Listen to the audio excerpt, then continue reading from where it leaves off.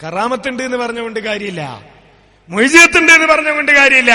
കറാമത്തുണ്ട് എന്ന് ബോധ്യപ്പെട്ട വലിയനോട്, മുഅ്ജിസത്തുണ്ട് എന്ന് ബോധ്യപ്പെട്ട നബിയോട് പ്രാർത്ഥിക്കാമെന്നതിനാണ് തെളിവ് വേണ്ടത്. അതിനെയാണ് മുജാഹിദികൾ എതിർക്കുന്നത്. ഒന്ന്. രണ്ടാമത്തേത്, അതിങ്ങനെ കറാമത്തിന്റെ പേരിൽ നടന്നുകൊണ്ടിരിക്കുന്ന കച്ചവടം, അതിനെയാണ് മുജാഹിദികൾ എതിർക്കുന്നത്. മൂന്നാമത്തേത്, കറാമത്തിന്റെ പേരിൽ പ്രചരിപ്പിക്കുന്ന കള്ളക്കഥകൾ, അതിനെയാണ് മുജാഹിദികൾ എതിർക്കുന്നത്. അല്ലേ? ഇവിടെ അങ്ങനത്തെ ഈ നാദാപുരത്ത് ഈ ഗണ്ണന പ്രസംഗങ്ങളിൽ അങ്ങനത്തെ ഒരുപാട് കഥ നമ്മൾ കേട്ടതല്ലേ?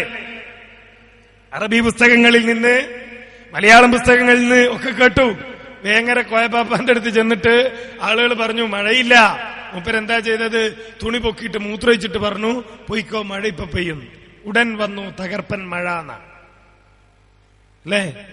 വേങ്ങര കോയപ്പാപ്പ അദ്ദേഹത്തിന്റെ കറാമത്തായി പ്രചരിപ്പിക്കുന്നതാണ്.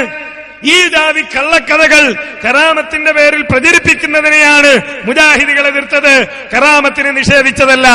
അതുകൊണ്ട് മുജാഹിദികൾ ദജ്ജാലൂന കദ്ദാബൂന, അവര് ദജ്ജാലുകളാണ്, കദ്ദാബുകളാണ്. അത് പൂർവികന്മാര് കേൾക്കാത്തത് പറയുന്ന ആളുകളാണ്. അതുകൊണ്ട് അവരെ വലിച്ചെറിയണം എന്നാണ് കാസിമി പറയുന്നതെങ്കിൽ, പ്രിയപ്പെട്ട കാസിമി, അങ്ങയുടെ പ്രസംഗം തന്നെ ഒന്ന് കേട്ടോ. എന്താ ഇപ്പൊ ജനങ്ങളോട് പറയേണ്ടത്?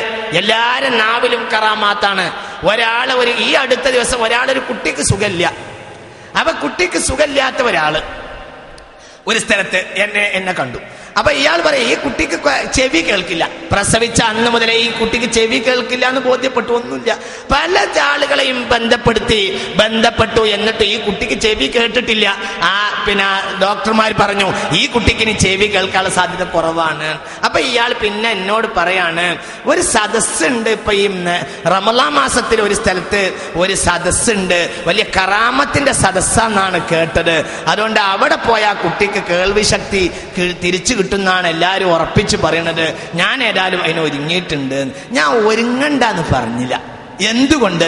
ഒന്ന്, ഞാൻ വേണ്ടെന്ന് പറഞ്ഞാലും അയാൾ ഏതായാലും ഒരുങ്ങിയിട്ടുണ്ട്. പിന്നെ രണ്ടാമതായി ഞാനത് പറഞ്ഞാൽ ഇയാൾ എതിർ ഗ്രൂപ്പാണെന്നാണ് വിചാരിക്കുക. സത്യം മനുഷ്യന്മാർ ഉൾക്കൊള്ളൂല. ഇത് വളരെ ചിന്തിക്കണം. ഇങ്ങനെയുള്ള ഈ ഊതി ഉറപ്പിച്ച് ആർക്കായി കറാമത്ത് കിട്ടിയത്? ആർക്ക് കിട്ടിയത്? ഇതൊക്കെ ഈ കറാമത്തുകളൊക്കെ സത്യത്തിൽ കച്ചവട കറാമത്തുകളാണ് എന്ന് നിങ്ങൾ മനസ്സിലാക്കണം. ഇതിലെല്ലാവരും ഉണ്ട്. ഇതാരും വിമർശിക്കാൻ വേണ്ടി പറഞ്ഞല്ല, സത്യം സത്യമായത് കൊണ്ട് പറഞ്ഞതാണ്.